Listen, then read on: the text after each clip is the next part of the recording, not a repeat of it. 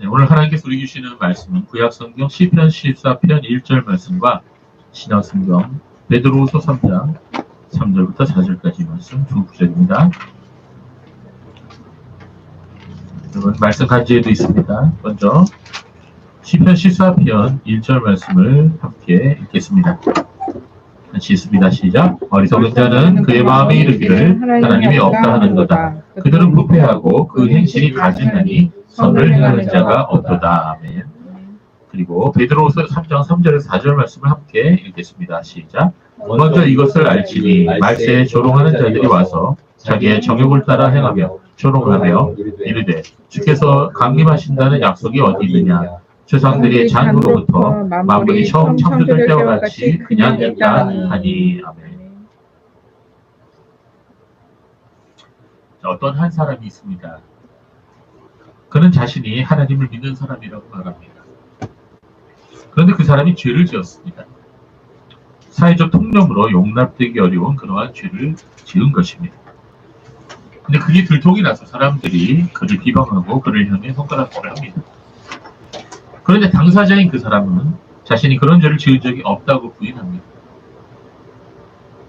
여러분 이런 사람 우리가 봤죠? 그렇다면 그 사람은 자신의 죄를 부인하는 데 그치는 것이 아니라 그 사람이 믿고 있다고 말하는 하나님을 부인하는 것과 마찬가지인 것입니다. 즉 사람의 믿음은 그 사람이 믿는다는 그 믿음은 모순덩어리고 따라서 그 사람의 믿음은 가짜라고 말할 수가 있는 것입니다. 물론 사람들의 비난이 무서워서 두려워서 순간적으로 거짓말을 하고 자신이 지은 죄를 부인할 수도 있겠지만 그는 사람들 앞에서 부인하는 것에 앞서서 하나님 앞에서 거짓말을 하고 있는 것입니다. 나중에 진심으로 회개하고 하나님의 은혜를 구해서 긍휼하심을 얻을 수도 있겠지만 끝까지 자신의 잘못을 인정하지 않고 회개할 기회를 얻지 못하고 죽을 수도 있는 것입니다. 그런데 오늘날 이런 사람들이 너무나 많이 존재한다고 하는 것입니다. 어쩌면 그 사람이 우리 자신이 될 수도 있을까봐 두렵습니다. 내 자신이 그런 행동을 한다면 나는 머리로는 입으로는 하나님을 믿는다고 말하지만 나의 행동과 나의 삶은 하나님이 없다고 말하고 있는 것입니다. 하나님이 계시다는 것을 참으로 믿는 사람은요, 자신의 죄가 드러났을 때 그 죄를 인정하고 하나님께 용서를 구하게 되는 것입니다. 아니 그보다 먼저 그 죄가 드러나기 전에 자신의 잘못을 깨닫고 하나님의 긍휼을 구하고 그 죄가 드러났을 때에는 겸허히 자신의 잘못을 인정하고 사죄하게 된다는 것입니다. 여러분 그래서 내 자신이 참된 신앙인인지 아닌지는 그 사람이 얼마나 훌륭한지, 얼마나 좋은 일을 많이 했는지, 얼마나 선행을 많이 베풀었는지 그와 같은 것보다도 그 사람이 넘어졌을 때, 그 사람이 잘못을 저지르고 죄를 지었을 때 그 사람이 어떠한 태도를 보이느냐를 보면 알 수가 있습니다. 다시 말씀드리자면 참된 신앙의 표지는 회개를 잘하는 것이다 이렇게 말씀드릴 수 있는 것입니다. 잠언 28장 13절에 이런 말씀이 있습니다. 자기의 죄를 숨기는 자는 형통하지 못하나 죄를 자복하고 버리는 자는 불쌍히 여김을 받으리라. 또한 요한일서 1장 9절에 10절에 이렇게 말씀하셨습니다. 만일 우리가 우리 죄를 자백하면 그는 미쁘시고 의로우사 우리 죄를 사하시며 우리를 모든 불의에서 깨끗하게 하실 것이요. 만일 우리가 범죄하지 아니했다면 하나님을 거짓말하는 이로 만드는 것이니 또한 그의 말씀이 우리 속에 있지 아니하니라. 아멘. 하나님이 자기가 죄를 지어놓고도 나 범죄하지 않았어 라고 말하면 하나님을 거짓말하는 자로 만드는 것이라고 오늘 본문에 분명히 말씀하고 있습니다. 여러분 구약을 읽다 보면 아합이라고 하는 왕, 북왕국 이스라엘 왕을 우리가 만나게 됩니다. 이 아합 왕은요 하나님을 머리로는 인정했을지는 모르나 그의 삶과 행위는 그렇지 않았습니다. 그는 그의 아내 이세벨과 함께 왕의 권세를 이용해서 한 사람의 재산을 빼앗았습니다. 재산만 빼앗은 게 아니라 그의 목숨까지도 빼앗았던 것입니다. 열왕기상 21장에는 그 전후 사정이 아주 자세히 기록되어 있습니다. 아합의 아내 이세벨은 악한 꾀를 내어 나봇이라는 사람을 죽였습니다. 그리고 아합은 그의 포도원을 차지했던 것입니다. 하나님께서는 나중에 이 나봇의 억울한 죽음을 신원하여 주십니다. 훗날 예후라는 사람이 반란을 일으켜서 아합의 아들 요람과 아합의 아들 이세벨을 죽이고 아합 가문을 완전히 멸절시켰던 것입니다. 다윗 왕이라는 사람을 또 만나게 됩니다. 다윗 왕도 하나님 앞에 큰 죄를 범한 적이 있습니다. 다른 사람의 아내를 취하여 간통을 저질렀고 이로 인하여 밧세바가 임신을 하자 어떻게 했습니까? 이를 덮기 위해서 밧세바의 남편 우리아를 전장에서 최전선에 내몰아서 죽게 만들었습니다. 그러나 다윗은 하나님의 선지자의 날카로운 책망 앞에서 꼬꾸라지고 눈물로 회개합니다. 자신의 왕권을 잃어버리는 한이 있더라도 하나님께서 자신을 버리지 마시기를 간절히 기도했던 것입니다. 그런데 훗날 다윗은 죄를 또 한 번 범합니다. 잘못된 인구조사를 명령함으로써 하나님의 심판을 받게 되었던 것입니다. 이로 인하여 전염병이 돌아서 사흘 만에 백성들 중에 7만 명이나 되는 많은 사람들이 죽게 됩니다. 다윗은 간절히 하나님께서 자신의 죄를 자백하고 회개합니다. 그때 하나님께서는 다윗에게 오르난의 타작마당에 가서 하나님께 제사를 드리라 이렇게 명령하십니다. 다윗은 오르난의 타작마당에 갑니다. 그리고 그 타작마당의 주인인 오르난에게 그 땅을 넘겨줄 것을 정중하게 부탁합니다. 그곳에서 하나님께 제단을 쌓고 제사를 드릴 것이라고 그에게 설명합니다. 오르난은 다윗 왕의 말을 듣고서 자기 땅을 그냥 무상으로 드리겠다고 말합니다. 그러나 하나님의 사람 다윗은 오르난의 타작마당을 정당한 값을 지불하고 밭을 삽니다. 그리고 그 밭을 하나님의 영광을 위해 사용하게 하였던 것입니다. 역대상 21장의 일이 자세히 기록되어 있습니다. 우리 역대상 21장 22절 24절 말씀을 같이 한번 읽어볼까요? 시작. 다윗이 오르난에게 이르되 이 타작하는 곳을 내게 넘기라. 너는 상당한 값으로 내게 넘기라. 내가 여호와를 위하여 여기 한 제단을 쌓으니 그리하면 전염병이 백성 중에서 그치리라 하니. 오르난이 다윗에게 말하되 왕은 취하소서 내 주 왕께서 좋게 여기시는 대로 행하소서.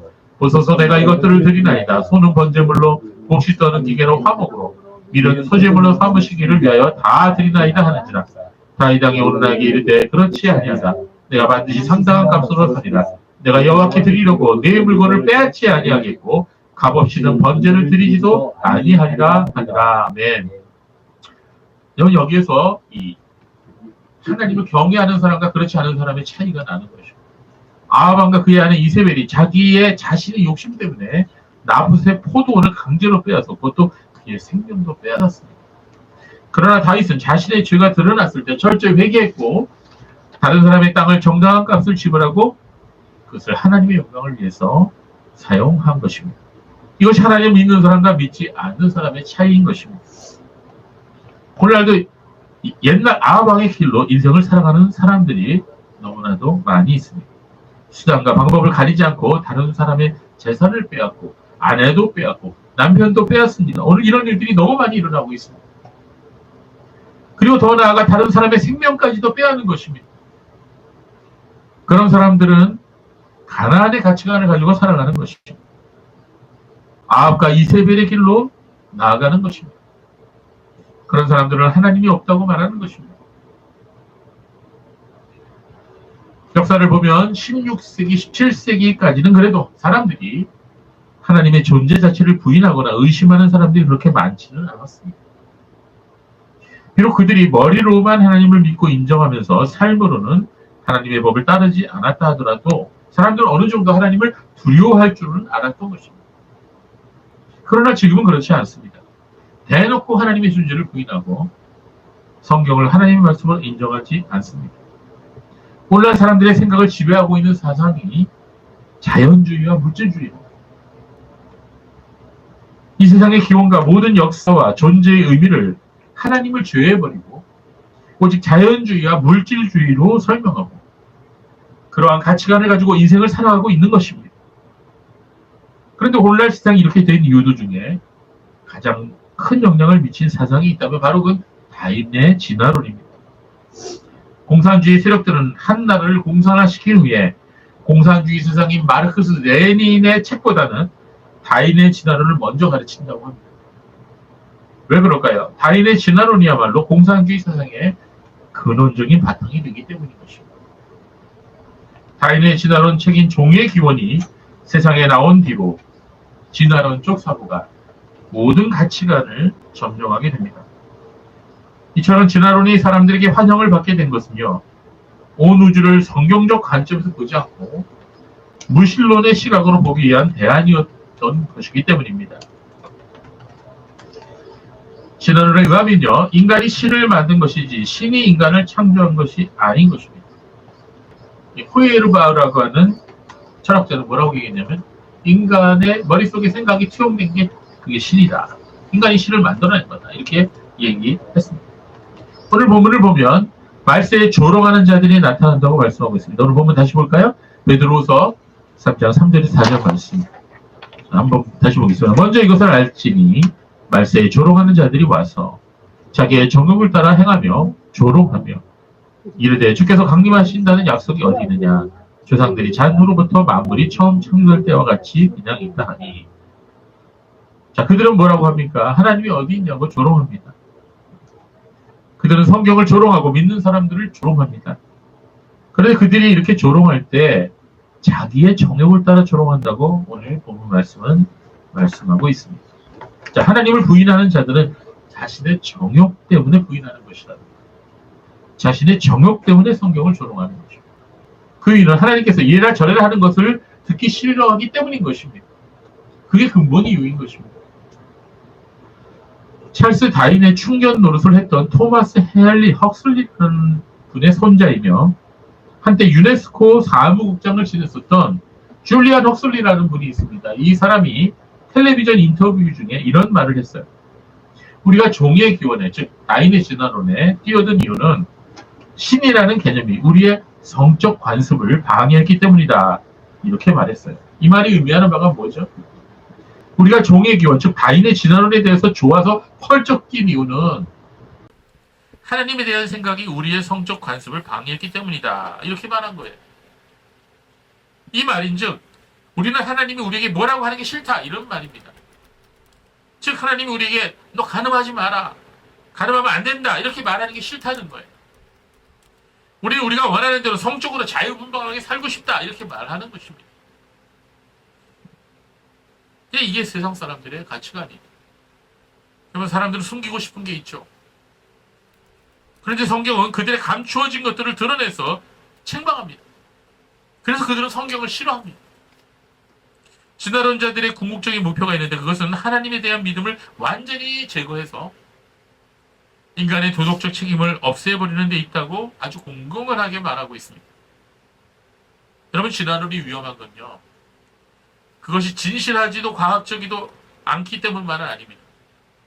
그것이 모든 도덕성을 제거하기 때문에 위험한 것입니다. 다윈의 불독이라는 별명으로 유명했던 진화론자, 조금 아까 말씀드렸죠? 토마스 헨리 헉슬리는 이런 말을 했어요. 사리 분별이 있는 사람이라면 누구라도 흑인이 백인과 동등하거나 낫다고 생각하지 않을 것입니다. 이게 흑인을 비하한 말이죠. 흑인은 인간이 아니다 이런 생각을 한 거예요. 이러한 생각들이 비전에 끔찍한 행동들이 역사 속에서 버젓이 자행되었죠.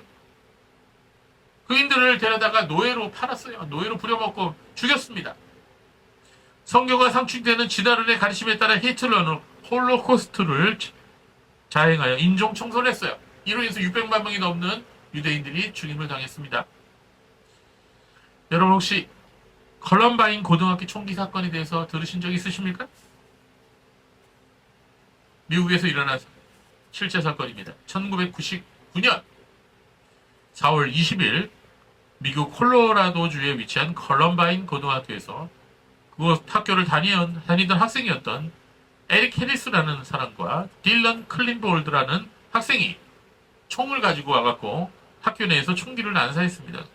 그래서 12명의 학생이 죽었고요. 1명의 교사가 죽었어요. 그리고 다른 23명의 사람들이 큰 부상을 입었습니다. 인터넷에 보면 여러분이 컬럼바인 총기 사건에 대해서 아주 자세한 기록들이 나옵니다. 그런데 이 범인인 에릭 해리스와 딜런 클리볼드는 총기 사건 바로 전에 비디오 영상을 하나 찍었습니다. 그 비디오에서 그들은 한 미식 축구 선수에 대해서 이렇게 말합니다. 야, 쟤는 진아가 그에게 가져다준 턱을 가질 자격이 없어. 그 턱을 찾아봐라. 아마 몸에 붙어있지 않을 거야. 아마 흑인이든지 아니면 동양인이었을 거예요. 이 말은 그들이 진화론에 의해 인종을 판단하였고 그로 인하여 인종차별주의자가 되었다는 말을 의미합니다. 클리볼드의 아버지는 진화론을 믿는 지질학자였어요. 그리고 그 둘 다 나치의 가르침을 따르고 있었습니다. 그들은 고의로 히틀러의 생일날 총기 난사를 했어요. 아돌프 히틀러를 기념하기 위해서입니다. 히틀러는 4월 20일 날 태어났어요. 그래서 그날 총기를 난사한 거예요. 그들은 학교 여기저기를 돌아다니면서 총을 쏘아 사람들을 죽였는데 아이제아 쇼엘스, 즉 이사야라고 하는 남자 학생은 단지 흑인이라는 이유만으로 욕을 하고 쏘아 죽였어요. 클리볼드가 입은 티셔츠에는 여러분 이제 티셔츠 입을 때 이 문구를 잘 보셔야 돼요. 그럼 티셔츠가 예쁘다고 그냥 입으시면 안 됩니다. 예, 클리볼드가 입은 티셔츠에 뭐라고 나와 있냐? 시어리얼 킬러라고 나와 있어요. 그게 무슨 뜻이에요? 연쇄살인마라는 뜻이에요. 또 에릭의 티셔츠에는 내추럴 셀렉션이라고 적혀 있어요. 그건 뭐예요? 자연선택이라고 적혀 있어요. 그건 진화론의 이론이에요. 자연선택. 즉 강한 자가 살아남고 약한 자는 도태된다는 거예요. 약한 자는 죽여도 된다는 거예요. 그게 진화론의 이론이고 그게 자연선택이라는 진화론 이론이에요. 자, 그들은 진화론 신봉자였고 그리고 그들은 나치 사상을 쫓았던 사람들입니다. 오늘날 거의 모든 청소년들과 청년들이 이 진화론에 세뇌되고 있습니다. 심지어 교회 다니는 학생들도 그렇습니다. 그래서 그들에게 하나님 말씀이 잘 뿌리내리지 못합니다. 그들의 지성이 이미 진화론이라는 바이러스에 감염되어 있기 때문입니다. 성경의 내용은 그냥 그들에게 그냥 뭐처럼 들리는 거예요? 어벤져스 이야기처럼 들리는 거예요. 이게 역사적 사실이라기보다는 그저 인간의 마음을 이렇게 위로해주고 먼 그냥 신화의 이야기처럼 들리는 거죠. 그러니까 어떻게 됩니까? 그냥 듣고 교회에 와서 사람들 사귀고 그냥 와서 CCM 부르면서 눈물 흘리는 거, 감정적인 그런 위안을 얻고 어떤 신비주의적인 체험을 하고 방언 은사를 받고 마귀를 내쫓고 하나님의 음성을 듣고 이런 메시지에 사람들이 따라가는 것입니다. 오늘날 세상 사람들은 하나님을 믿고 섬기면서 자기 욕정대로 살 수가 없기 때문에 하나님을 믿지 않는 것입니다. 그런 사람들이 주장하는 것이 오늘 본문에 있는 말씀이요. 예수님 재림한다는 약속이 어디 있느냐.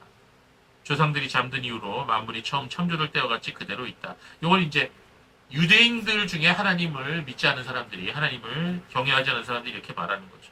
그런데 이 말은 오늘날로 얘기하자면 진화론들이 주장하는 동일과정설, 즉 균일선과 아주 똑같은 주장이에요.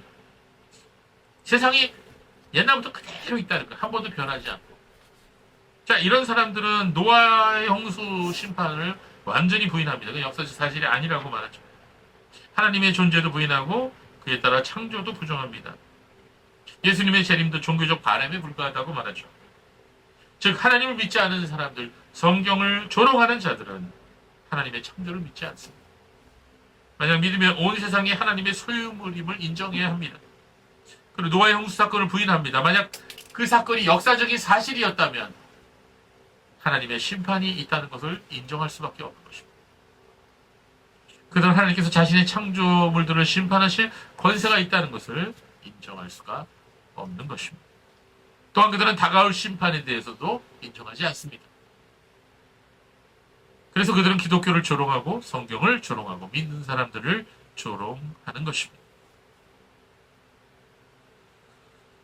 여러분, 1963년이 어떤 해인지 아십니까? 제가 태어난 해입니다.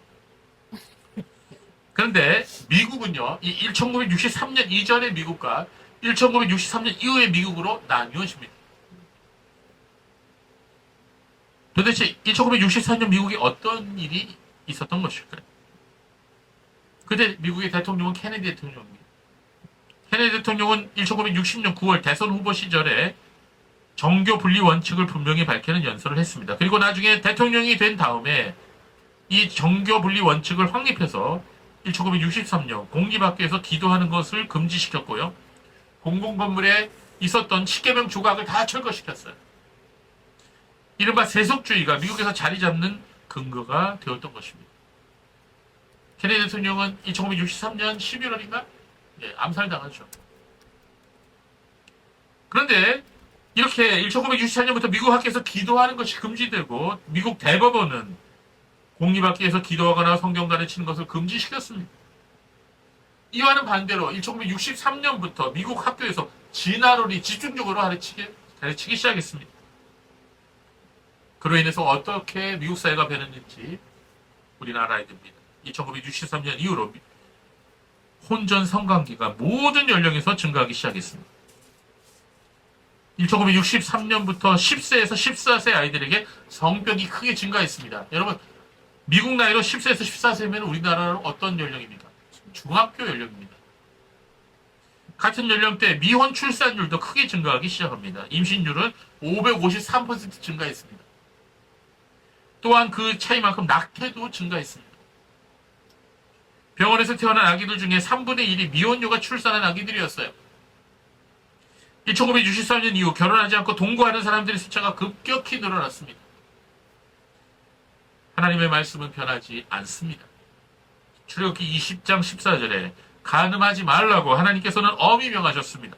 이 말씀은 세월이 흘러도 정권이 바뀌어도 사람들의 관습이 바뀌어도 세상법이 바뀌어도 결코 바뀌지 않습니다. 히브리서 13장 14절 말씀에 모든 사람은 결혼을 귀히 여기고 침소를 더럽히지 않게 하라. 음행하는 자들과 간음하는 자들을 하나님이 심판하시리라. 이 말씀은 진리입니다. 하나님 말씀인 성경은 결혼 이외의 모든 성관계에 대해서 음행이라고 말씀하십니다. 1963년 이후로 미국에서 이혼율이 미친 듯이 치솟았습니다. 아동학대는 2300% 증가했습니다. 불법 마약 사용은 6000% 증가했습니다. 강력범죄가 995% 증가했습니다. 이게 다 1963년 이후에 나타난 현상이에요. 공립학교에서 기도를 금지시키고 성경 공부를 금지시키고 십계명을 다 철거해버린 그 결과입니다. 그러나 이는 미국만의 문제가 아닙니다. 우리가 살아가고 있는 대한민국도 미국처럼 이미 진화론과 가나안의 세계관이 온 분야에 뿌리내려 있습니다. 세상 사람들이 하나님 믿지 않으니 그럴 수도 있겠지만 문제는 교회에 다니는 사람들도 똑같이 되었다는 것입니다. 하나님께서 계시다는 것을 머리로는 알고 있고 입으로는 인정하지만 그 행동으로는 그 삶으로는 부인하는 그런 사람들이 많다는 것입니다. 영국의 철학자 줄리언 바지니가 이런 말을 했습니다. 만약 도덕적인 권위를 가진 존재, 즉 창조주가 없다면 우리 스스로 가치들을 만들어내야 한다. 창조주가 없다면 도덕적 주장들은 참이나 거짓이 아닌 게 된다. 자, 이 말의 의미는 뭡니까? 객관적인 도덕, 즉 우리가 남의 것을 빼앗으면 안 돼요. 남의 마음을 아프게 하면 안 돼요. 욕하면 안 돼요. 살인하면 안 돼요. 간음하면 안 돼요. 이런 일반적인 객관적인 도덕은 초월적인 존재 없이는 만들어질 수 없음을 말하는 것입니다. 진화론자들은 하나님은 존재하지 않는다고 말합니다. 그러므로 객관적인 도덕도 존재할 수가 없는 것이다. 이렇게 말하는 것입니다. 즉 뭐가 선이고 뭐가 악이냐 그런 거 없다. 다 인간이 원하는 대로 살면 된다는 거. 능력대로 살면 된다. 무능력한 자는 죽으면 된다. 가난한 자는 다 죽으면 된다. 이게 진화론자들의 말이. 우리나라에 가까운 일본에 가보면요. 이 성이 개방되어 있는 문화를 볼 수가 있습니다. 이러한 성문화가 극도로 상품화되어 있는 모습을 볼 수가 있습니다. 일본은 전형적인 현대판 가나안 문화의 후예들이라 할 수 있는 것입니다. 일본 사회 전체가 하나의 거대한 우상 숭배의 문화이며 일본이라는 국가 영토 전체가 홋카이도부터 오키나와까지 거대한 신사라고 말할 수가 있습니다.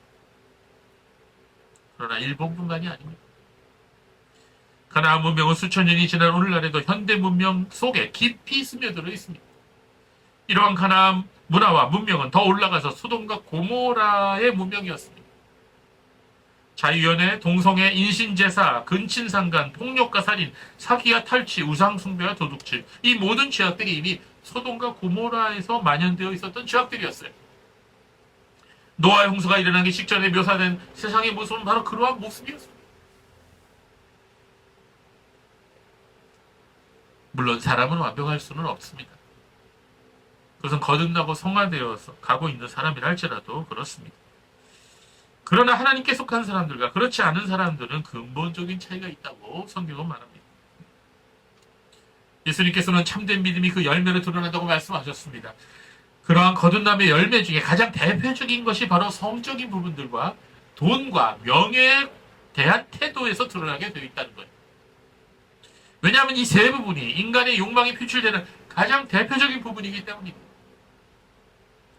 우리가 이러한 부분에서, 즉 성적인 부분과 돈에 대한 부분과 명예에 대한 부분에 대해서 예수님의 왕되심을 인정하지 못한다면 우리의 믿음은 아직 온전한 믿음이라고 할 수가 없는 것입니다. 자기 자신이 중심이 되어 살아가는 인생은 그가 믿음이 있다 하여도 유사 믿음이요, 그런 사람은 유사 그리스도인일 가능성이 농후하다는 것입니다.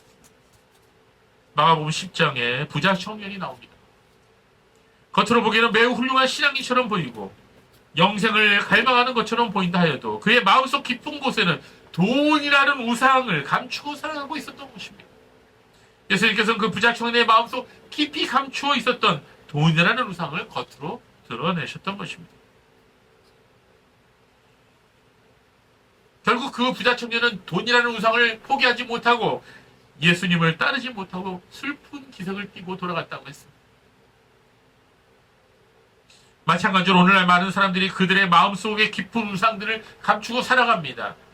교회 다니는 사람들도 겉으로는 하나님을 믿는 것처럼 보이지만 사실은 자기가 살아가는 우상을 마음속 깊숙이 감추어 놓고 살아가다가 결정적인 순간에 하나님의 뜻보다는 세상적인 가치관에 따라 행동하는 것입니다.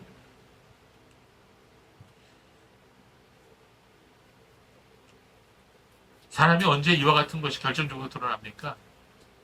결혼할 때, 결혼할 때.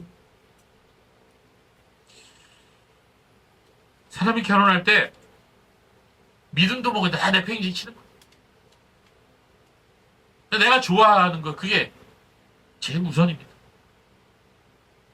근데 물론 그럴 수 있다고 봅니다. 그러나 문제는 그게 결혼이라는 게 뭐 순간적으로 끝나는 게 아니잖아요. 결혼해서 10년, 20년, 30년 동안 계속해서 자신이 결정한 그 결정에 대한 결과를 책임지며 살아가게 된다는 것입니다. 성도 여러분, 그러므로 우리가 우리 마음과 생각 속에 성경적인 가치관을 바르게 정립해야 합니다. 진화론이 무엇이 잘못되어 있는가를 알아야 됩니다. 자연주의와 물질주의가 왜 비성경적인 사고방식인지를 바르게 분별할 수 있어야 하는 것입니다. 그저 눈앞의 재미와 유행만을 따라가다가 큰 코 다칠 수가 있습니다. 진화론과 같이 잘못된 비과학적 가설에 세뇌되지 말아야 합니다. 가나안 문명의 잘못된 세속적 가치관에서 벗어나야 합니다. 잘못된 성경 해석과 이단적인 교리를 분별할 수 있어야 됩니다. 이 모든 것들이 우리를 잠들게 만드는 독사가입니다. 어떤 것들은 영원히 깨어나지 못하도록 만드는 치명적인 독이 될 수도 있는 것입니다. 하나님의 말씀만이 우리를 바른 길로 인도하여 주십니다. 성령께서 말씀을 통해서 우리를 이끌어 주실 때야 우리가 쥐레박 같은 세상을 안전하게 지나갈 수가 있는 것입니다.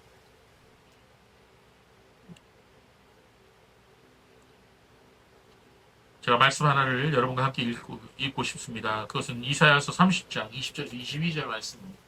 여러분 말씀 간지에 기록되어 있습니다. 같이 한번 읽어볼까요, 여러분? 시작! 주께서 너에게 환난의 떡과 고생의 물을 주시나 내 스승은 다시 숨기지 아니하시니 내 눈이 내 스승을 볼 것이며 너희가 오른쪽으로 치우치든지 왼쪽으로 치우치든지 내 뒤에서 말소리가 내 귀에 들려 이르기를 이것이 바른 길이니 너희는 이리로 가라 할 것이며 또 너희가 너희 조각한 우상에 입힌 은과 구워 만든 우상에 올린 금을 더럽게 하여 불결한 물건을 던진같이 던지며 이르기를 나가라 하리라. 아멘. 여러분, 이 이사야 30장 20절에서 22절 말씀은요, 하나님의 백성들에게 해당되는 말씀입니다. 즉 거듭난 그리스도인들에게 해당되는 말씀입니다. 이 말씀은요, 하나님의 음성 듣기를 얘기하는 게 아니에요. 여기서 나와 있는 스승은 바로 예수님을 말합니다. 여러분, 우리가 이 말씀을 잘 기억하고 마음판에 새겨놓아야 됩니다. 우리가 하나님의 인도하심을 받으면서 인생을 살아가야 되는데, 하나님의 인도하심을 받으면서 살아가기 위해서는요, 반드시 해야 할 일이 있어요. 그게 뭔가 하면 우리가 그동안 하나님보다 더 사랑하고 중요히 여겼던 우상들을 던져버리는 거예요. 그것이 무엇이든 간에 우리는 나의 마음으로부터, 나의 삶으로부터 나가라! 이렇게 던져버려야 됩니다. 우리는 육체의 정욕과 안목의 정욕과 이생의 자랑과 같은 세상으로부터 온 것을 던져버려야 돼요. 특히 세상적인 가치관과 진화론과 같은 잘못된 가치관과 거짓된 사상을 우리는 특별히 경계해야 되는 것입니다. 자, 이럴 때 우리가 하나님의 말씀의 인도함을 받을 수가 있다는 거죠. 그리고 우리는 하나님 말씀만을 따라가야 합니다. 우리의 모든 생애 순간마다 하나님의 말씀이 우리의 삶의 기준이 되어야 합니다. 오늘도 우리는 하나님께서 여호수아에게 하신 말씀을 가슴 깊이 새겨야 할 것입니다. 저는 이 말씀을 입으로 반복해서 읽을 뿐만 아니라 암송해요. 왜? 너무나 중요한 말씀입니다. 여러분들 암송하기 바랍니다. 여호수아 1장 8절 9절 말씀을 우리 함께 읽고 오늘 말씀을 마치도록 하겠습니다. 자, 우리 다 같이 우리 여태까지 잘 들으셨겠지만 이 말씀 우리 같이 한번 읽어봅시다. 같이 시작. 이 율법책을 내 입에서 떠나지 말게 하며 주야로 그것을 묵상하여 그가 내 기록된 대로 다 지켜 행하라. 그리하면 내 길이 평탄하게 될 것이라 내가 형통하리라. 내가 내게 명령한 것이 아니냐. 강하고 담대하라. 두려워하지 말며 놀라지 말라. 내가 어디로 가든지 네 하나님 여호와가 너와 함께 하느니라 하시니라. 네. 여러분 이 말씀 이게 우리 인생 성공의 법칙이에요. 이 말씀을 어디다 이렇게 프린트해갖고요. 책상 앞에 딱 붙여놓으세요. 하루에 한 번씩 꼭 한번 읽어보세요. 그리고 이게 나이가 지나면서 이 말씀이 더 새롭게 느껴지고 더 깊이 깨닫게 되고 여러분의 인생길에서 이 말씀이 과연 맞구나라는 게 실감나게 될 것입니다. 기도하겠습니다.